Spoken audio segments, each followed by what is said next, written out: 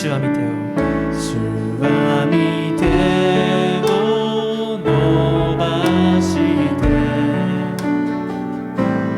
涙を拭い、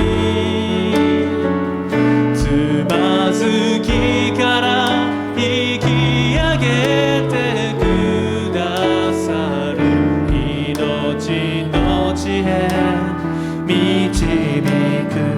ハレルヤ、ハレルヤ、主を愛して歌は絶えず感謝捧げ、苦しい時さえ賛美をする、主がそばにいるから。もう一度最初から。主は御手を伸ばして涙を拭い、つまずきから引き上げてください、命の地へ導く。主は御手を伸ばして涙を拭い、つまずきから引き上げてくださる、命の地へ導く。ハレルヤ、ハレルヤ、主を愛して歌は絶えず感謝捧げ、苦しい時さえ賛美をする、主がそばにいるから。もう一度ハレルヤ、ハレルヤ、主を愛して歌は絶えず感謝捧げ、苦しい時さえ賛美をする、主がそばにいるから。ハレルヤ、ハレルヤ、主を愛して歌は絶えず感謝捧げ、苦しい時さえ賛美をする、主がそばにいるから。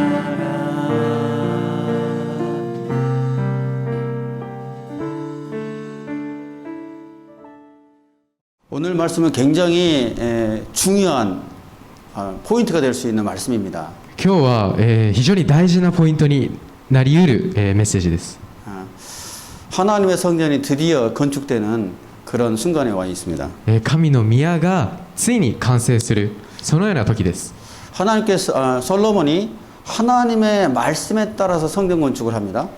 ソロモンが神様の御言葉に従って、主の宮を作っていきます。 그런 것처럼 우리도 하나님의 말씀에 순종함으로 인해서 하나님이 거하시는 거룩한 성전이 되어야 합니다. ですから私たちもまた主の御言葉に従順しながら神様の住まわれる神殿になっていかなければなりません。 말씀대로 성전을 건축했다는 이야기는 우리도 말씀대로 살아가는 거룩한 성전이 되어야 한다는 것이죠. 御言葉通り、神様の言葉通り、主の宮を築いたということは、私たちもまたその御言葉を通して、主の宮を築いていかなければならないんです。 오늘 말씀 함께 읽어볼까요? 今日の御言葉を共に読んでいきましょう。ソロモンはエルサレムのモリアの山で主の宮の建築を始めた。そこは主が父ダビデにご自分を表され、ダビデが準備していた場所でエブス人オルナンの内場があったところである。ソロモンが建築を始めたのはその治世の第4年第2の月の2日であった。彼は柱を本殿の前に一つを右側に一つを左側に立てた。右側の柱の名をヤキンと呼び左側の柱の名をボアズと呼んだ。 방금 읽었던 말씀 중에 솔로몬이 왕이 되고 난 다음에 4년째가 되는 해에 그러니까 2월 2일이 되겠죠. 두 번째 달 이튿날에 모리아산이라는 곳에 하나님의 성전을 지었다. 이렇게 기록되어 있습니다. 今御言葉の中にソロモンが王になって4年第4年から第2の月の2日に建てたという話がありました。 여러분 그 모리아산은 어떤 곳이죠? 皆さんモリアの山ってどういうところでしょうか。 저 모리아산에 저 아브라함이 저 이삭을 바쳤던 곳입니다. モリアの山とはアブラハムがその息子イサクを捧げた場所なんですね。 그래서 그 장소를 여호와 이레라고 했었죠. その場所をアドナイイルエと言いました。 이삭을 바쳤는데 하나님께서 또 다른 바칠 수 있는 순양을 준비하셨잖아요. イサクの代わりに捧げられるお羊をくださいました。 그래서 저곳을 여호와 이레라고 하는데 하나님께서 하나님의 산에 준비하신다는 뜻이에요. ですからその場所は主の山に備えがあるアドナイイルエと呼ばれました。 그 여호와 이레가 바로 예수 그리스도를 의미하죠, 사실은. そのアドナイイルエとはイエス・キリストを意味しているんですね。 그 다음 그림 볼까요? 저 모리아산이라는 곳이 또 다른 이름이 뭐냐면 우리 성경에 보게 되면 여부산 오르난의 타작마당 이렇게 되어 있습니다. PPT の写真は今エブス人オルナンの内場というところなんです。 저곳이 어떤 곳인지 좀 설명해 드릴게요. 今あのところがどういうところなのか説明したいと思います。 다윗 왕이 되고 난 다음에 굉장히 통치를 잘했는데 너무나 이렇게 태평성들을 이루니까 좀 교만해질 때가 있었어요. ダビデが王になってこうやって国を統治していく中でうまくいきすぎてちょっと傲慢になった部分がありました。 많은 나라들을 정복하고 많은 사람들로부터 조공을 받고 굉장히 어떤 면에서 왕으로서 굉장히 잘 나가던 때였습니다. 多くの国に勝ち多くの人に慕ってもらいそして王として非常にうまくいっていた時期でした。 그때 다윗 마음속에 우리나라에 내가 통치한 나라에 얼마나 많은 인구가 있는지를 얼마나 많은 군사력이 되는지를 한번 세어보고 싶은 마음이 생긴 거예요. そこでダビデは自分の国にどれほどの人がいるのかどれほど軍事力を自分が持っているのか知りたくなってしまいました。 그 인구 조사를 하게 됐거든요. 人口調査ですね。 근데 하나님께서 그 교만함을 알고 벌을 주시기 시작하셨어요. そして神様は彼の傲慢さを知って罰をくださいます。 그래서 세 가지 중에 하나의 벌을 선택하라고 했거든요. そして3つの中で1つの罰を選べと言いました。 첫 번째로는 7년의 기근을 주겠다. 1つ目は7年の飢饉を与える。 또 한 번에는 3년 동안 적들로부터 쫓겨나가면서 쫓겨다니면서 칼로 죽임을 당하는 것. そして3年間敵から追われ刀で殺されること。 3년이 아니라 3개월입니다. 3ヶ月ですね。 또 한 번은 3일 동안 전염병으로 사람들이 죽는 것. そして3日間伝染病感染症で人々が死ぬこと。 그 셋 중에 고르라고 했거든요. その3つの中から選んでねと言われました。 뭐가 제일 편할까요? 何が一番楽でしょうか。 매도 빨리 맞는 게 좋다고 3일 만에 벌을 받겠다고 그래요. なんか打たれるのも早めに済ました方がいいですよね。だから3日を選びました。 그래서 3일 동안 전염병이 번지죠. ですから3日の間感染症が広がりました。 그래서 7만 명이 한꺼번에 3일 동안 죽어요. で3日の中で7万人が一気に死ぬんですね。 지구로 따지면 이런 코로나 때문에 3일 동안 7만 명이 순간에 다 죽는 거예요. 今でいうコロナで7万人が3日で死んでしまったんです。 그때 이제 하나님께서 이쯤 누면 됐다라고 이야기를 하세요. そして神様はもうここでいいだろうと言われました。 다윗 마음속에 회개하는 마음이 있었어요. 그래서 하나님 제가 잘못했습니다. 용서를 구했죠. ダビデの心の中に悔い改めの心がありました。神様ごめんなさいと悔い改めて言いました。 그랬더니 하나님께서 저기 타작마당에서 번제를 드리라고 하신 거예요. そして神様はエブス人オルナンの内場で捧げ物を捧げなさいと言いました。 그래서 백성들이 7만 명이 죽는 그 피 흘림 속에서 내 죄를 회개하고 저기 타작마당에 번제를 하나님께 드리면서 회개를 드리거든요. 7万人が死ぬ中、その中で、罪を悔い改めて、内場で、捧げ物を捧げることになります。 그렇게 번제를 드렸더니 갑자기 하늘에서 불이 팍 떨어지면서 불이 불타올라요. そのように捧げ物を捧げたら、天から炎が降ってきました。 그래서 다윗이 그곳에 하나님의 임재를 경험하죠. そしてダビデはそこで神様の臨在を経験することになりました。 거기에 하나님께 회개를 드렸는데 그 응답을 받게 됩니다. そこで悔い改め応答されたという場所です。 그때 이제 다윗이 하나님께 말씀드릴 때 뭐냐면 이곳이야말로 하나님의 성전입니다. 이곳이야말로 이스라엘의 번제단입니다라고 고백을 해요. そしてダビデはその時にここが神様の宮であり神様の祭壇であると言いました。 다윗 마음 가운데는 하나님의 성전을 짓고 싶었거든요. ダビデは心の中では主の宮を築きたがっていました。 근데 하나님께서 뭐라고 했냐면 너는 피를 많이 흘렸으니까 너의 아들이 짓겠다고 그랬잖아요. しかし神様はダビデにあなたは血を流しすぎたから、息子に託そうと言いました。 근데 자기 자신이 회개를 드릴 때 하나님께 임재를 하셨기 때문에 바로 이곳에다가 내 아들을 통해서 성전을 지어야 되겠다라고 부지를 결정한 거예요. そしてダビデの悔い改めを通して神様の臨在があったその場所にここが神様の宮を建てる良い場所だなと思って、息子に託しました。 그래서 결국에는 이제 솔로몬이 왕이 되고 난 다음 이 장소에 하나님의 성전을 세우게 되는 것이죠. そして結局ソロモンが王になった後そこに主の宮を築き始めるんです。 이제 성전 이제 건축을 보게 되면은 여러 가지 내용들이 이렇게 성경이 기록이 되어 있습니다만은 その建築の過程を見ていくといろんなことが聖書に書いてありますが 열왕기상을 보게 되면은 그러니까 이스라엘 백성들이 출애굽한 후에 480년 만에 성전이 건축되었다는 기록이 있어요. 列王記を見てみると、出エジプトして480年経って、主の宮が築き始められたという、印があります。 그러니까 이 말은 뭐냐면 저곳이 모리아산인데 이삭을 바쳤던 저 장소 그리고 출애굽하면서 이스라엘 백성들에게 하신 하나님의 약속이 있었잖아요. 그 약속을 하나님께서 기억하시고 480년 만에 저기다가 이제 성경 건축을 하게 되었다는 거예요. この場所モリアの山ですが、イサクが捧げられた場所そして、神様のと契約が結ばれた場所が480年の時を経て、またこの場所が示されたんです。 아브라함에게 하신 약속 アブラハムに、された約束 모세에게 한 약속 モーセにした約束 다윗에게 한 약속이 이제 이루어지는 순간인 거예요. そしてダビデと交わしたその約束が叶う場所なんです。 저기 보게 되면 밑에가 그 마을이 있어요. 저기가 이제 다윗성이에요.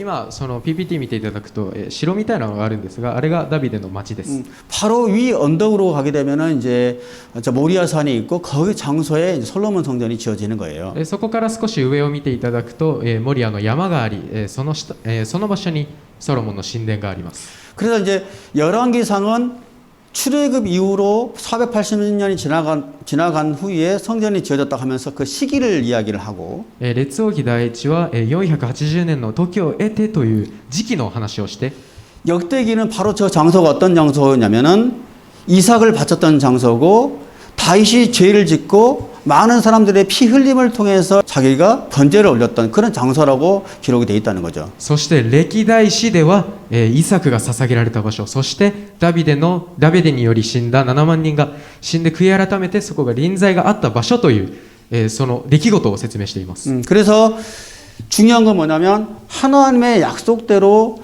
저기에서 희생 제사를 통해서 하나님께 번제를 드렸던 장소에 하나님의 성전이 지어졌다는 것입니다. 神様によって捧げられた捧げ物が、来る場所という、印があったんですね。 그래서 이제 중요한 것은 하나님의 성전이 어떤 곳인지를 하나님께서 이런 말씀을 통해서 우리에게 이야기해 주시는 것은 뭐냐면 そして神様が、主の宮とは何かということを御言葉で語ってくださっているのですが 아브라함에게 하신 약속이 이루어졌잖아요. アブラハムにした契約結ばれましたよね。 그러니까 하나님의 약속이 있는 곳이에요. 約束があるその場所です。 그 약속이란 게 뭐냐면 내가 죄를 지었을 때 내가 하나님께 회개를 드리면 하나님께서 용서를 해 주신다는 약속이 있는 곳이 바로 성전이라는 거예요. その約束とは自分が罪を犯した時に悔い改めてそして神様が許してくださるというその約束がある場所です。 그 하나님의 성전에서 하나님과 백성들과의 그 관계가 화해가 되었다는 거예요. その主の宮で神様と民との関係が修復していくその場所なんです。 저 성전이 어떤 곳입니까? 主の宮はどういう嫌でしょうか。 결국에는 우리는 예수 그리스도를 의미하잖아요. 結局はイエス・キリストを意味しているんです。 중요한 거는 우리도 마찬가지로 예수 그리스도 안에서 하나님과 화해를 이루게 된다는 거예요. 私たちもまたイエス・キリストを通して神様との関係を和解していくんです。 예수 그리스도 안에서 우리가 회개를 하게 되면 죄 용서를 받을 수 있다는 얘기예요. イエス・キリストの前で中で悔い改めた時に許しを得ることができるんです。 그것을 저 성경을 통해서 우리에게 하나님께서 말씀하고 있는 거예요. それを神様は神殿を通して語られています。 결국에는 우리가 어떤 죄를 짓더라도 그리스도의 이름으로 우리가 이 죄 용서를 빌게 되면 용서를 받을 수 있고 하나님과 우리가 화해가 다시 화평을 이룰 수 있게 된다라는 그런 말씀입니다. つまりアブラハムと約束を交わされたのですが、その約束とは私たちが悔い改めた時に神様が許してくださり、また神様との関係を修復することができる、その約束なんです。 이렇게 우리는 예수 그리스도의 십자가 터 위에 우리는 살고 있는 거예요. そのように私たちはイエス・キリストのその場所に住んでいるんです。 다음 그림 한번 볼까요? 이게 이제 솔로몬 성전이에요. これがソロモンの神殿です。 성전이 너무 아름답죠. もう美しいですよね。 엄청 튼튼한 그 반석 위에 성전이 이렇게 지어집니다. もう硬いその土台の上に建てられています。 다음번에 보게 되면요. 성전 내부인데요. 神殿の内部です。 이렇게 보면 나무를 보게 되면은 향기가 나고 잘 썩지도 않는 백향목으로 다 만들었어요. よく見てみると、香りも良くて、腐りにくい、杉の木を使っています。 어떤 벌레도 먹지 않아요. 정말 오랫동안 쓸 수 있는 그 백향목으로 지어졌어요. 虫もあまり、寄りつかないそのような杉の木で作ったんです。 또 탄력도 좋고 습기에도 강한 잣나무로 또 지어졌어요. そして弾力があって、湿気を取ってくれる、もみの木をも使っていました。 또 문지방이라든지 벽이라든지 문짝을 다 순금으로 다 도배를 했어요. そして敷居や壁やドアやもう全部純金で覆いました。 그리고 벽에는 천사들 그룹들이 막 새겨져 있어요. そして壁にはもうケルビムの肖像が書いてあるんですね。 보기만 해도 완전 금빛이 막 휘황찬란하잖아요. もう見るだけで神々しいですよね。 다음 그림 볼까요? 다음 그림 보게 되면 이게 내부의 모습이에요. これが内部の姿です。 금초대도 보이고 食台も見えますし、 저런 떡상도 보이고 パンを置く机も見えますし、 그리고 저렇게 저 분향단도 있고 안에 지성소, 성소 안에 또 지성소가 있어요. 지성소도 보이고 聖所の中の聖所もあります。 빨간색으로 땡땡땡으로 그 저기 동그라미 있죠. 저게 지성소거든요.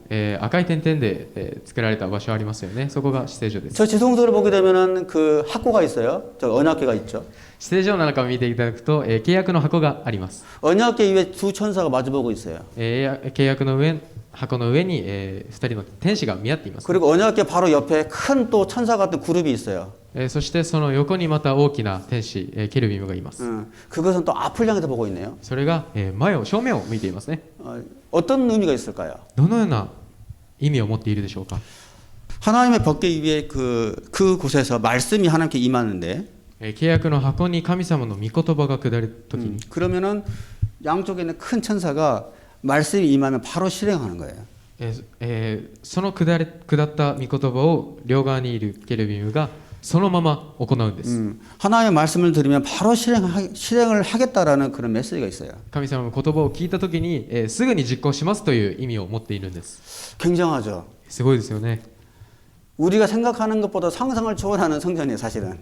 私たちが思っている数倍すごい神殿なんです。 근데 특이한 점이 있어요. しかし、少し特殊な部分があります。 이 솔로몬 성전을 지을 때 누구를 통해서 만들도록 했냐면 この神殿を築くときに誰を、主として作ったかというと、 물론 이스라엘 백성들이 함께 힘을 합쳐서 지었어요. もちろんイスラエルの民が力を合わせて築きました。 근데 너무 재밌는 것은 뭐냐면 두로라는 시돈 두로 있죠. 두로 왕인 그 히람을 통해서 한 기술자를 하나 보내달라고 이야기를 합니다.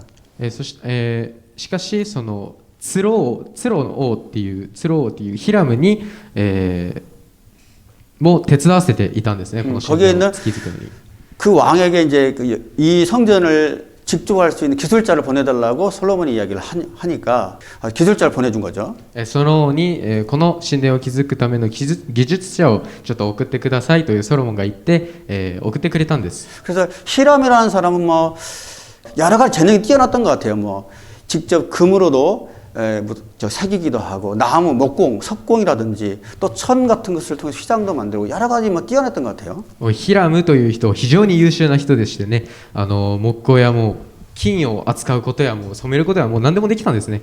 중요한 것은 여기 굉장히 중요한 메시지가 있다는 거예요. 大事なことはここに非常に重要なポイントがあります。 이 하나님의 거룩한 성전을 지을 때 이스라엘 백성들만 지은 게 아니라는 거예요. 神様のこの清い神殿を築くときにイスラエルの民だけが築いたわけじゃないんです。 이 하나님의 거룩한 성전, 심지어 지성소에 있는 지성소에 들어간 휘장을 이방 사람에게 부탁을 한 거거든요. その清い至聖所に入るその幕までも、もう違法の民が作ったんです。 지성소는 굉장히 거룩한 곳이잖아요. 至聖所ってすごく清い場所ですよね。 그리고 그 천사 하나하나 조각하는 거 굉장히 거룩한 일들이에요. そしてその天使一つ一つをもう彫刻していくその非常に大事な場面です。 그런 일을 왜 이방 사람에게 부탁을 했냐는 거죠. それをなぜ違法の民に任せたかです。 이것은 뭐냐면 이 하나님의 성전은 유대인과 이방인이 함께 지어가는 아름다운 성전이라는 거룩한 성전이라는 거예요.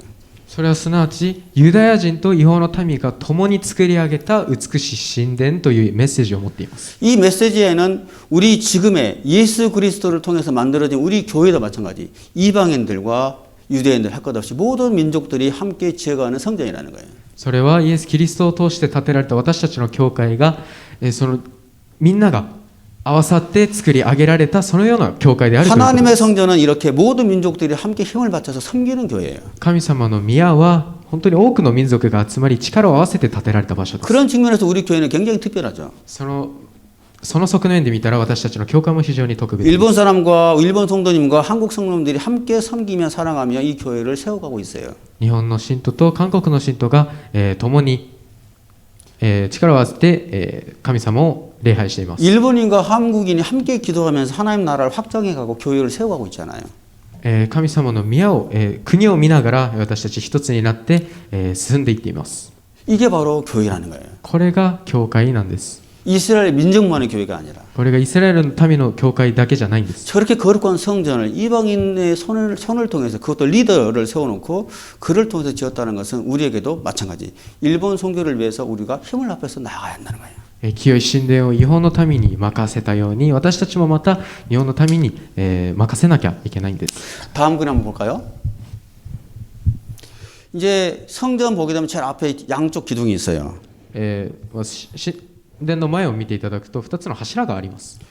두 기둥이 있는데 이 기둥의 높이가요 9m예요. 18m 정도가 됩니다. この柱の高さがですね9メートルぐらいに伸びます。 근데 이제 기둥에 이름이 있어요.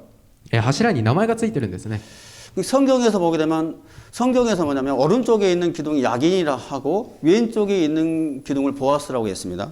聖書にも書いてあるのですが右側にあるのがヤキン左側にあるのがボアズという名前がついています。 근데 우리 눈에서 봤을 때 오른쪽은 이쪽이잖아. 보아스 쪽이잖아요. でも私たちの目で見たら右ってボアズの方ですよね。 근데 이제 여기서 말하는 오른쪽은 성전을 기준해서 오른쪽인 거죠. ここで右側とは神殿を基準として右側なんです。 근데 이제 목사님도 이 자료를 많이 분석을 해봤습니다만은 이걸 이렇게 성경 학자들도 오른쪽을 갖다가 저기 야긴이라 해서 바꿔서 설명하신 분도 계세요. 私も非常に資料をたくさん探してみたんですが、右側を、ボアズという人もいました。 다음 그림 볼까요? 그래서 이제 목사님도 자료를 분석해 보니까 이제 대체로 보게 되면은 하나님이 말씀하실 때는 성전을 기준으로 이야기를 해요.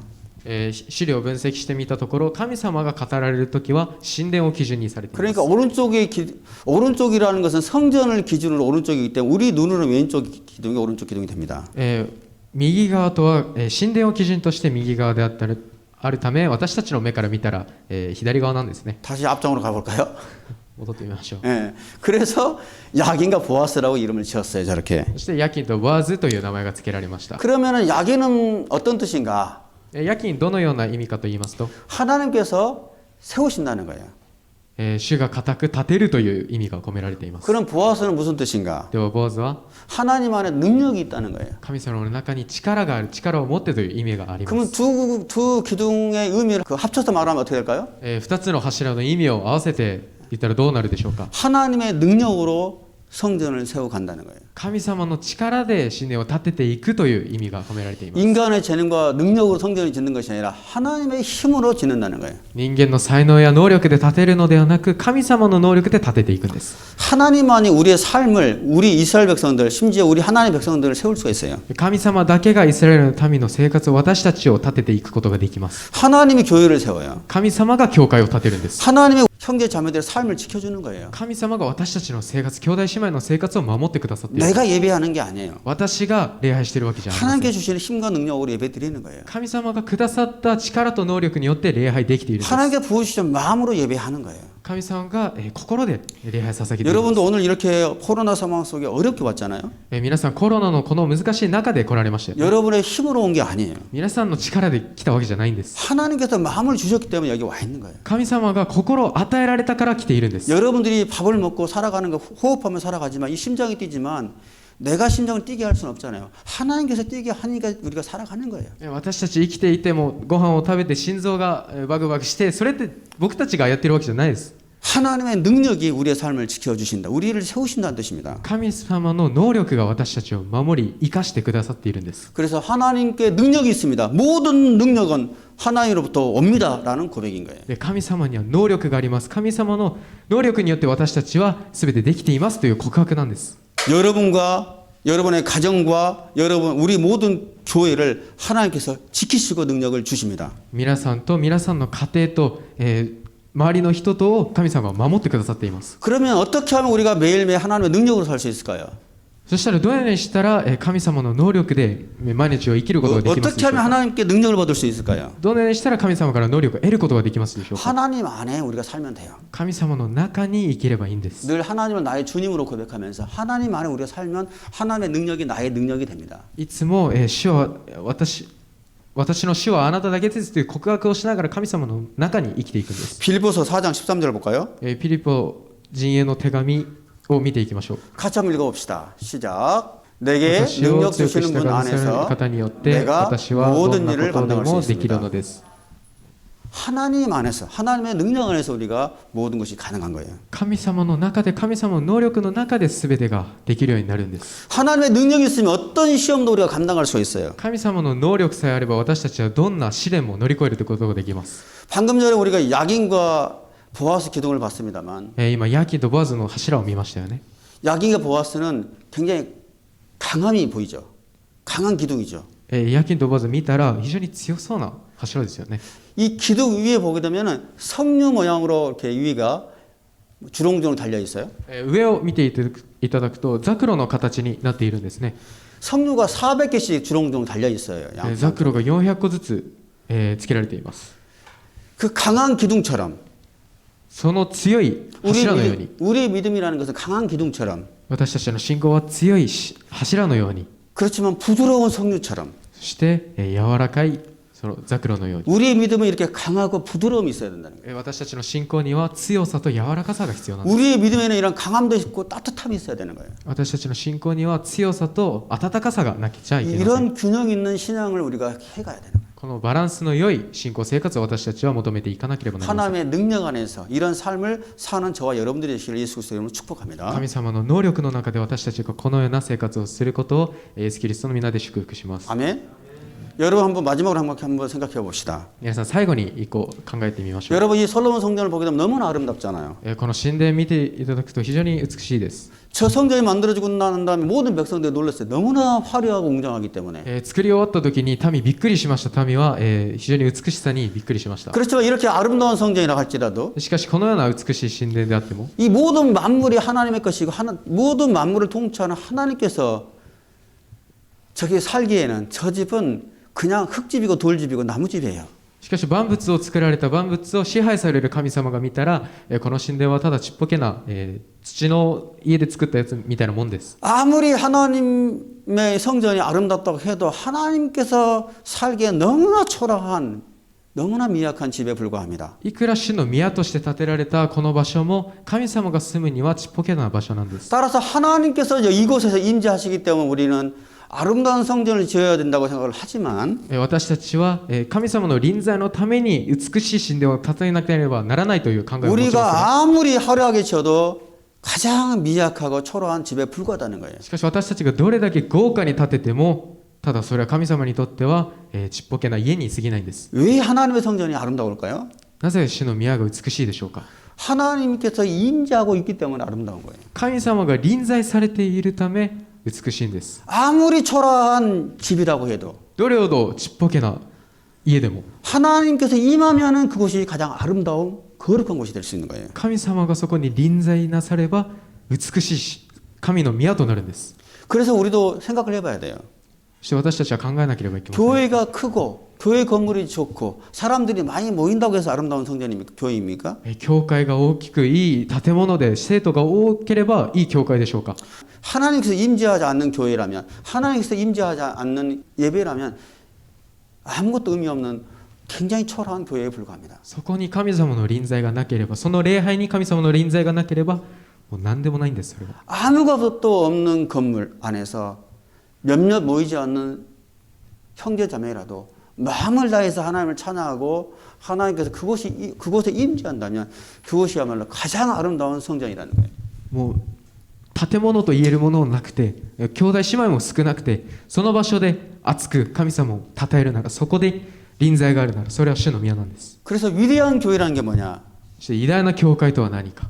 화려하고 아름다운 교회가 위대한 교회가 아니라 豪華でもう豪華なその教会がいい教会じゃないんです。 사람들이 많이 모인다고 해서 위대한 교회가 아니라 人が多いから偉大な教会じゃないんです。 진짜 위대한 교회는 하나님이 계시냐 안 계시냐 本当に偉大な教会は神様がいるかいないかで分かり 우리 ます。 안에 임재 하나님 임재가 있느냐 없느냐 私たちの中に神様の臨在があるかないか。 이게 위대한 교회이며 위대한 가장 아름다운 예배인 것이죠. これが美しい教会であり偉大な礼拝なんです。 오늘 우리 파워 형제들이 굉장히 어려운 시간을 빼서 여기 온 걸로 저는 알고 있어요.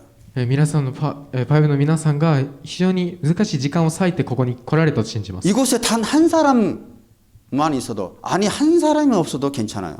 ここにただ一人その一人さえいなくても大丈夫です。 누가 있든지 없든지 하나님 앞에 우리가 예배하는 게 중요한 거예요. 誰かいるいないではなくて神様に礼拝捧げるそれが大事なんです。 오늘 메시지는 이것을 우리에게 이야기해 주는 거예요. このメッセージは今日のメッセージはこれを語っています。 솔로몬 성전을 지어놓고 너무나 예쁘지 아름답지 하나님께서 이렇게 말씀하시지 않으세요. ソロモンの神殿も美しいよねと神様は語られません。 저 성전도 다 무너져요. あの神殿も全て崩れます。 흔적도 없이 사라져요. もう跡形もなくなくなります。 저게 중요한 게 아니에요. あれが大事なんではないんです。 중요한 것은 저 장소가 어떤 장소냐는 거죠. 大事なことはあの場所がどのような場所であるかです。 내 죄를 회개하고 自分の罪を償い 하나님 잘못했습니다. 神様ごめんなさいと 용서해 주십시오. 許してください 라고 했을 때 と語った時に 우리를 용서해 주시는 곳, 私たちを許してくださる場所 내 삶이 다시 시작하는 장소, 私たちの生活が再スタートする場所 눈물을 흘리고 무릎을 꿇으며 하나님께 찬양하며 예배하는 곳, 涙を流しひざまずき神様を賛美する場所 바로 그 예배의 장소이기 때문에 이곳이 우리에게는 굉장히 중요한 성전인 것이죠, 사실은. その礼拝の場所であるためこの宮が大事なんです。 우리 파워의 예배 가운데 私たちのパワーウェブの礼拝の中に 열심으로 찬양하고 もう頑張って賛美して 열심히 말씀 듣고 頑張って御言葉聞いて 말씀대로 살아가고 御言葉に通りに生きて 기도하고 祈って 서로 이렇게 함께 사랑하며 예배하는 그런 파워의 예배 또 형제 자매들 되기를 예수 그리스도의 이름으로 축복합니다. 共に祈り合って支え合うパワーウェブの皆さんになるようにイエスキリストの皆で、願います。 아멘. 첫 번째로는 하나님의 임재를 경험한 적이 있나요? 神様の臨在を経験したことがありますか？ 두 번째, 주일 예배에 어떤 자세로 임하는지 솔직하게 나누어 보십시오. 手術礼拝にどんな姿勢で、臨んでいるかを正直に分かち合いましょう。 여러분들이 이곳에서 임재를 경험하고 있는지 또 어떤 마음으로 이곳에 와서 예배를 드리는지 생각해 보세요. ここで臨在をどのように感じているのか、どのように礼拝捧げているのか分かち合ってみましょう。